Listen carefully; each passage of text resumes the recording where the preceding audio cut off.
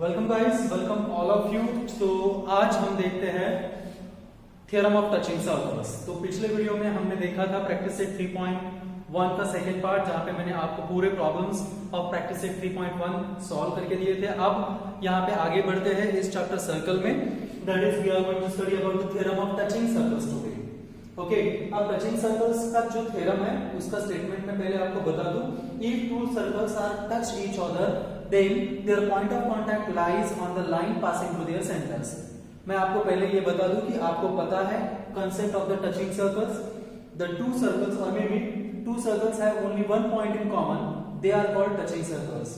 और हम इसे ऐसा भी कह सकते हैं, if two circles are intersect each other in just one point then they are called touching circles। तो यहाँ पे हम नोटिस कर सकते हैं कि पहले फिगर में these two are the touching circles but they are externally touching, और दूसरी फिगर में they are also touching circles but they are internally touching circles। तो ये दोनों कंसेप्ट भी हमने देख लिए हैं।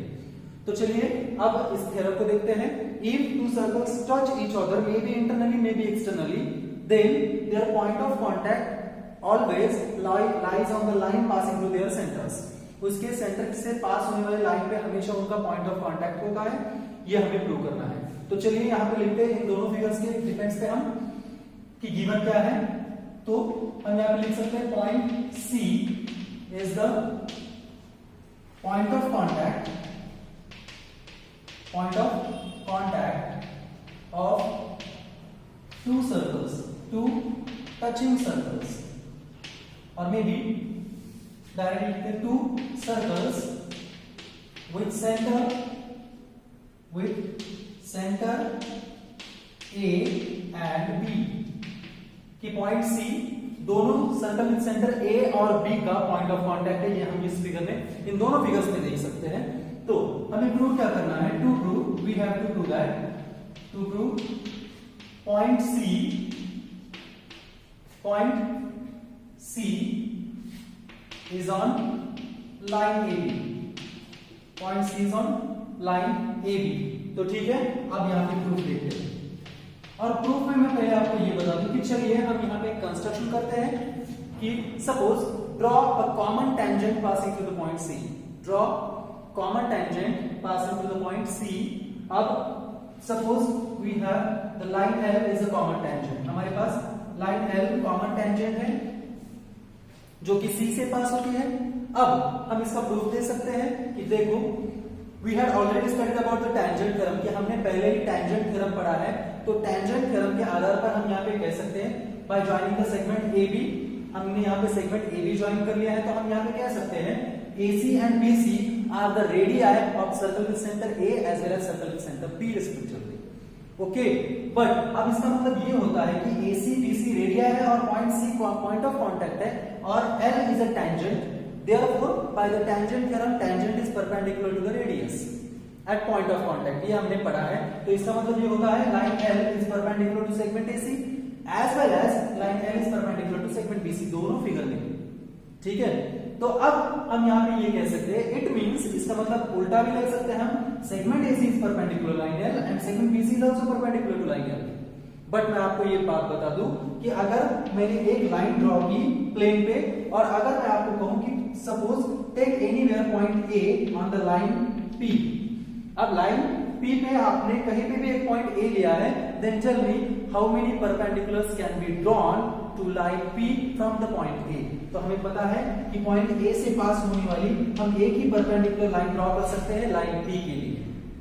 इसका यही मतलब यहां पे भी होता है कि अगर हम ये देखें that is AC perpendicular to line L and BC perpendicular to line L, इसका मतलब यहाँ पे दो सेगमेंट है, एक सेगमेंट AC है, दूसरा सेगमेंट BC है, जो कि लाइन L पे एक ही पॉइंट C पे परपेंडिकुलर है, एक ही पॉइंट C पे परपेंडिकुलर। लेकिन आपको ये पता है कि लाइन के किसी भी एक पॉइंट से एक ही परपेंडिकुलर ड्रॉ किया जा सकता है।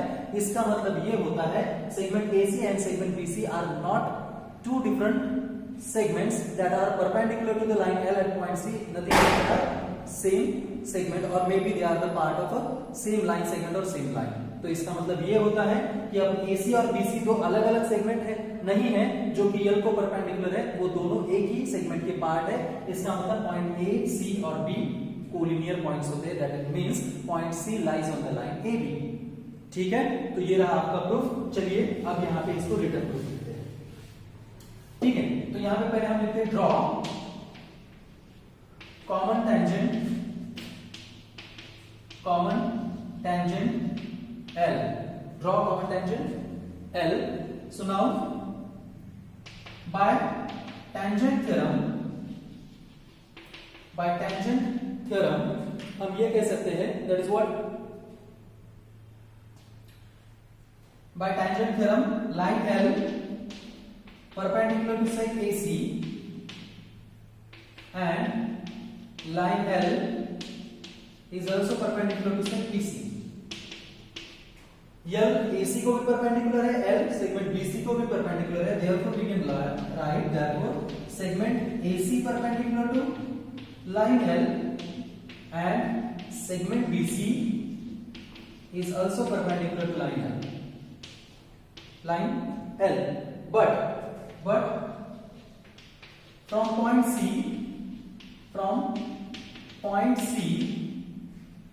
there is only one perpendicular can be drawn, only one perpendicular can be drawn to line L, therefore हम कह सकते हैं therefore points A, B and C are collinear। अब ये पॉइंट्स कोलिनियर है, इसी का मतलब ये है क्या, therefore point A, B and C are collinear, इसका मतलब ये होता है point C must lies on the line AB, that is means the point of contact of the two touching circles lies on the line passing through their center। तो ये रहा आपका theorem. अब मैं इसके बारे में एक और बात आपको बताना चाहूंगा, तो properties of the theorem of touching circles की प्रॉपर्टीज है, या फिर उसको हम लोग नोट भी कह सकते हैं।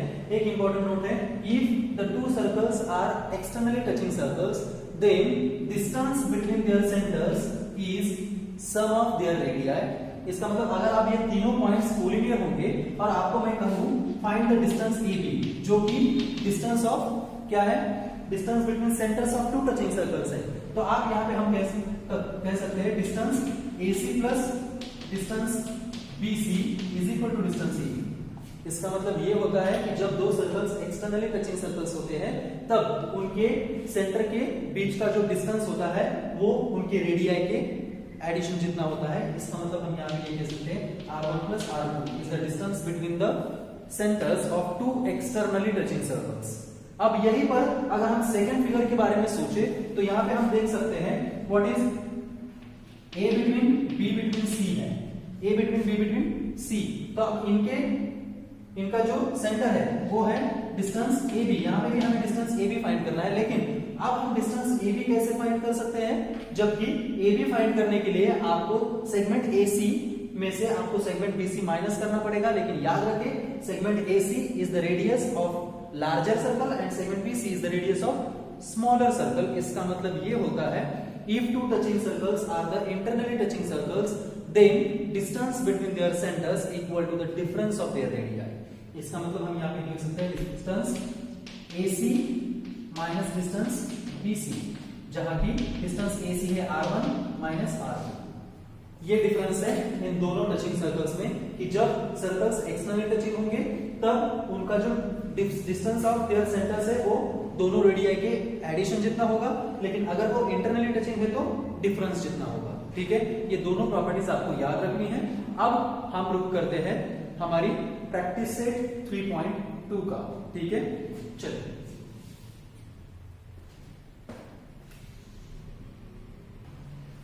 चलिए कंटिन्यू करें प्रैक्टिस सेट 3.2 को फर्स्ट क्वेश्चन के साथ इसको स्टार्ट करते हैं। तो पहला क्वेश्चन आपके पास है, if the radii of two internally touching circles are 3.5 cm and 4.8 cm, then find the distance between their centers। आपको यहाँ पे बताया गया है कि if two circles are touched internally of their radii 3.5 cm and 4.8 cm, then find the distance between their centers। तो यहाँ पे हम कंसीडर करते हैं सॉल्यूशन में क्या, यहाँ पे हम कंसीडर करेंगे late R1 and R2 are the radii of two touching circles respectively. कि चलिए हम कंसीडर करते हैं कि R1 R2 ये दो रेडिया है तो टचिंग सर्कल्स के respectively, therefore we get that is R1 equal to 3.5 centimetre and R2 equal to 4.8 centimetre. This is given, ये आपका गिवन है, ठीक है. बट गिवन सर्कल्स आर कौन से हैं? Given circles are internally touching circles. Therefore distance between their centers